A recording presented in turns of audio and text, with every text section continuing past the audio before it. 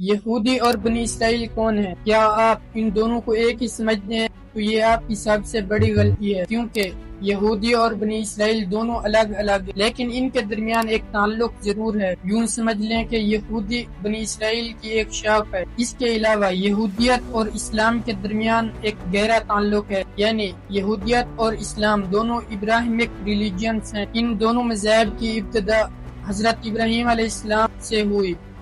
آج سے تقریباً 4000 سال پہلے، یعنی 2000 BC میں حضرت ابراہیم علیہ السلام عراق کے شہر اور میں پیدا ہوئے۔ بعد میں آپ وہاں سے ہجرت کر کے فلسطین میں آباد ہو گئے۔ فلسطین میں اللہ تعالیٰ نے حضرت ابراہیم علیہ السلام کو 2 بیٹے عطا کیے، حضرت اسماعیل علیہ السلام اور حضرت اسحاق علیہ السلام۔ حضرت اسماعیل علیہ السلام آج سے تقریباً 3925 سال پہلے، یعنی 1900 BC میں پیدا ہوئے۔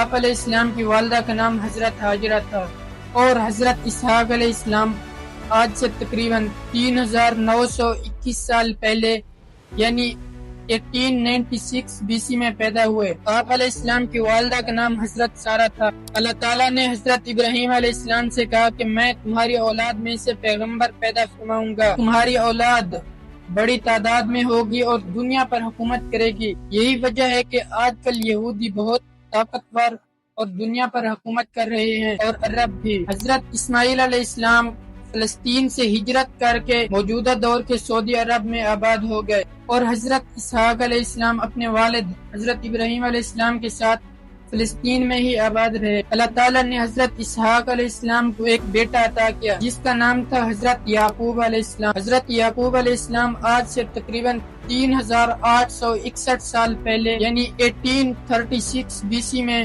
پیدا ہوئے۔ حضرت یعقوب علیہ السلام کو اسرائیل کا لقب بھی دیا گیا، یعنی حضرت یعقوب علیہ السلام کا دوسرا نام اسرائیل تھا۔ اللہ تعالیٰ نے حضرت یعقوب علیہ السلام کو 12 بیٹے دیے، جن کے نام یہ ہیں۔ حضرت یعقوب علیہ السلام اپنے 2 بیٹوں یوسف اور بنیامین سے بہت محبت کرتے تھے، جس کی وجہ سے باقی 10 بھائی ان دونوں بھائیوں سے حسد کرتے تھے۔ اسی حسد کی وجہ سے حضرت یعقوب کے باقی 10 بیٹوں نے حضرت یوسف علیہ السلام کو کنویں میں ڈال دیا۔ تاجروں کے ایک قافلے نے کنویں سے حضرت یوسف علیہ السلام کو نکالا اور مصر کے بازار میں فروخت کر دیا۔ بعد میں حضرت یوسف علیہ السلام مصر کے بادشاہ عزیز مصر کے وزیر مقرر ہوئے، اور اس کے کچھ عرصہ بعد، یعنی عزیز مصر کے مرنے کے بعد، حضرت یوسف علیہ السلام ایجپٹ کے بادشاہ مقرر ہوئے۔ حضرت یوسف علیہ السلام ایجپٹ کے بادشاہ بن گئے۔ اس کے کچھ عرصہ بعد فلسطین میں قحط آ گیا۔ حضرت یوسف علیہ السلام نے اپنے بھائیوں کو پہچان لیا تو اپنے تمام بھائیوں اور والد کو فلسطین سے ایجپٹ شفٹ کیا، اور کچھ ہی عرصے میں بنی اسرائیل، یعنی حضرت یعقوب علیہ السلام کی اولاد، ایجپٹ کی ہر فیلڈ میں طاقتور بن گئی، مثال کے طور پر بزنس، تجارت اور کاشتکاری وغیرہ۔ اس سب کے تقریباً 400 سال بعد ایجپٹ میں ایک ظالم بادشاہ کی حکومت آ گئی، جس کا نام اکثر لوگ ایز اے گالی یوز کرتے ہیں، جس کا نام تھا فرعون۔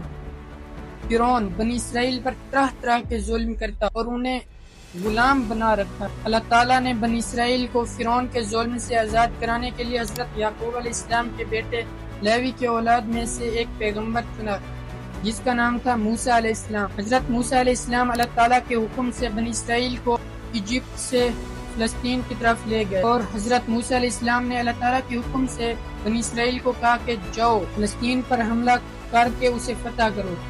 جواب میں بنی اسرائیل نے کہا ہم ایسا نہیں کر سکتے، تم اور تمہارا خدا جا کر فلسطین کو فتح کرو۔ اس سب کی سزا میں اللہ تعالیٰ نے بنی اسرائیل کو فلسطین کے مغربی صحرا میں 40 سال تک بھٹکتے رہنے کی سزا دی۔ ان 40 سالوں میں بنی اسرائیل کی پرانی نسل ختم ہو چکی تھی اور نئی جنریشن حضرت موسیٰ علیہ السلام کی لیڈرشپ میں بڑی ہوئی۔ اس ینگ جنریشن نے فلسطین پر حملہ کیا اور اسے فتح کر لیا۔ حضرت موسیٰ علیہ السلام کی وفات کے بعد بنی اسرائیل کچھ عرصہ فلسطین میں آباد رہے، لیکن پھر انہیں وہاں سے نکال دیا گیا۔ اس کے بعد اللہ تعالیٰ نے حضرت یعقوب علیہ السلام کے 12 بیٹوں میں سے ایک بیٹے یہودا کی اولاد میں سے ایک پیغمبر چنا، جس کا نام تھا حضرت داؤد علیہ السلام۔ حضرت داؤد علیہ السلام نے فلسطین کو فتح کیا۔ اس کے بعد حضرت داؤد علیہ السلام کے بیٹے حضرت سلیمان علیہ السلام نے بنی اسرائیل کا پہلا عبادت خانہ ٹیمپل تعمیر کیا اور اللہ تعالیٰ نے حضرت سلیمان علیہ السلام کو دنیا کا عظیم بادشاہ بنایا۔ اب یہودا کی اولاد بہت سٹرانگ بن چکی تھی، لیکن حضرت سلیمان علیہ السلام کا بیٹا اپنے والد کی طرح ذہین نہیں تھا، جو اپنے والد کی سلطنت کو کنٹرول نہ کر سکا، جس کی وجہ سے حضرت سلیمان علیہ السلام کی سلطنت دو حصوں میں تقسیم ہو گئی۔ ایک حصہ کنگڈم آف اسرائیل، جس میں بنی اسرائیل کے 10 قبیلوں کے لوگ رہتے تھے، اور دوسرا حصہ جس میں یہودا اور بنیامین قبیلہ کے لوگ رہتے تھے۔ بنی اسرائیل کی اس خانہ جنگی کی وجہ سے اللہ تعالیٰ نے ان پر عذاب نازل کیا۔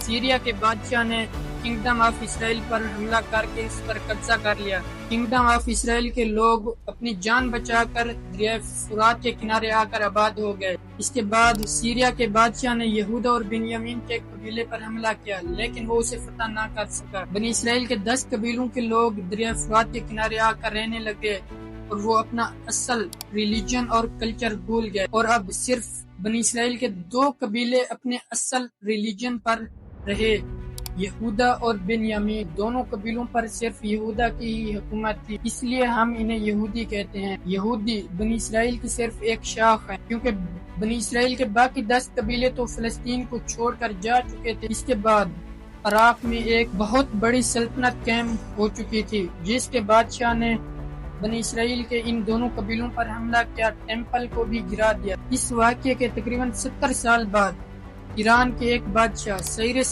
دا گریٹ نے فلسطین کو فتح کیا اور بنی اسرائیل کو فلسطین میں آباد کیا، اور ان کا عبادت خانہ ٹیمپل بھی تعمیر کروا دیا، جسے حضرت سلیمان علیہ السلام نے بنایا تھا۔ آج اس ٹیمپل کی صرف ایک دیوار یروشلم میں موجود ہے، جسے یہودی اتنی اہمیت دیتے ہیں جیسے ایک مسلمان خانہ کعبہ کو اہمیت دیتا ہے۔